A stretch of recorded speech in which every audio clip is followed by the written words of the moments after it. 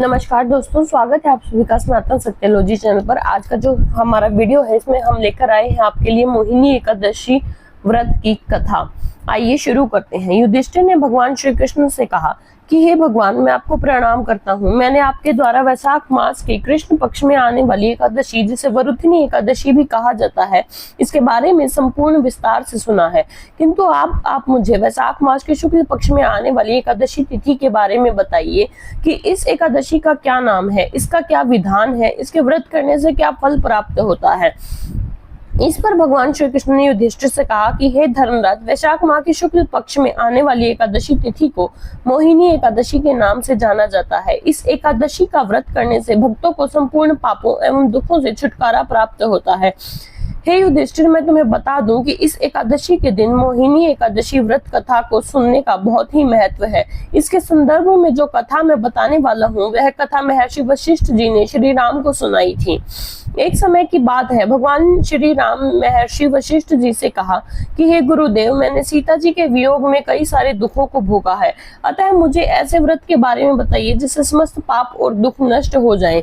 इस पर महर्षि वशिष्ठ जी ने भगवान श्री राम से कहा, हे राम, आपके द्वारा पूछा गया प्रश्न बहुत ही अच्छा है। आपकी बुद्धि अत्यंत ही पवित्र है। आपका नाम लेने मात्र से ही भक्तों की आत्मा पवित्र हो जाती है। वैशाख माह के शुक्ल पक्ष में आने वाली एकादशी को मोहिनी एकादशी कहा जाता है। जो भी मनुष्य मोहिनी एकादशी का व्रत करता है, उस मनुष्य के जीवन से समस्त दुख व पाप नष्ट हो जाते हैं। मैं अब इसकी कथा कहता हूँ, इसे ध्यान पूर्वक सुने। प्राचीन समय में सरस्वती नदी के किनारे भद्रावती नामक राज्य में द्युतिमान नामक राजा शासन करता था। उस राज्य में ही धन धान्य से संपन्न धनपाल नाम का एक वैश्य भी रहता था। वह भगवान विष्णु का बहुत ही बड़ा भक्त था। उसे संपूर्ण भद्रावती नगरी में कई सारे कुएं, धर्मशाला, भोजनालय, सरोवर, प्याऊ आदि का निर्माण एवं सड़कों पर आम, नीम, जामुन इत्यादि विभिन्न प्रकार के कई पेड़ भी लगवाए थे। धनपाल के 5 पुत्र थे, सुमना, मेधावी, सुबुद्धि, धृष्ट बुद्धि एवं सुकृति। इन्हें धृष्ट बुद्धि नामक पुत्र बहुत ही पापी था। धृष्ट बुद्धि पितरों को नहीं मानता था। इसके अलावा वह गलत संगतियों में रहकर जुआ खेलता, पर स्त्री भोग का विलास करता एवं मांस मदिरा का सेवन भी किया करता था। इसी प्रकार गलत कर्मों में वह अपने पिता के धन को नष्ट कर रहा था। जब पिता को इन सब के बारे में ज्ञात हुआ तो उन्होंने परेशान होकर धृष्ट बुद्धि को घर से निकाल दिया। पिता के द्वारा घर से निकाले जाने के पश्चात उसने कुछ समय तक अपने वस्त्र एवं गहनों को बेचकर अपना जीवन यापन किया, किंतु जब उसके पास धन समाप्त हो गया तो उसके सभी दुराचारी साथियों ने उसका साथ छोड़ दिया। इसके बाद वह भूख प्यास से परेशान हो गया। कोई मार्ग न दिखने पर धृष्ट बुद्धि ने चोरी करना प्रारंभ कर दिया। जब प्रथम बार वह चोरी करता हुआ पकड़ा गया तो लोगों ने वैश्य का पुत्र जानकर उसे चेतावनी देकर छोड़ दिया। लेकिन जब वह दूसरी बार चोरी करता पकड़ा गया तो राजा की आज्ञा के अनुसार उसे कारागार में डाल दिया गया। धृष्ट बुद्धि को कारागार में बहुत ही यातनाएं दी गई। इसके पश्चात राजा ने उसे राज्य से निकाल दिया। इसके पश्चात वह जंगल की ओर चला गया और वहां पशु पक्षियों को मारकर खाने लगा। कुछ समय के बाद में वह बहेलिया बन गया। वह धनुष बाण लेकर पशु पक्षियों का शिकार करके उन्हें खाता था।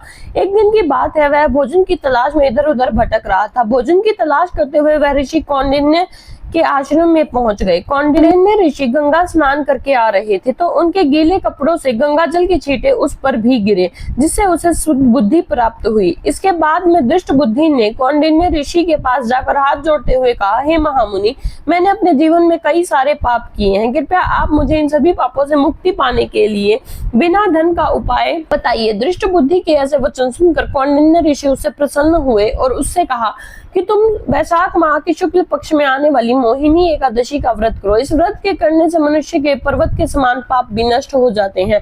ऋषि कौंडिन्य के मुख से यह बात सुनकर वह बहुत ही प्रसन्न हुआ और उनके द्वारा बताई गई विधि के अनुसार उसने मोहिनी एकादशी के व्रत को किया।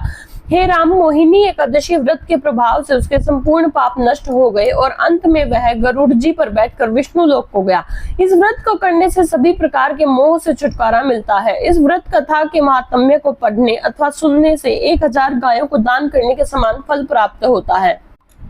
उम्मीद है आपको हमारी यह कथा उचित लगी होगी। कृपया हमारे चैनल को लाइक व सब्सक्राइब अवश्य करें। हर हर महादेव।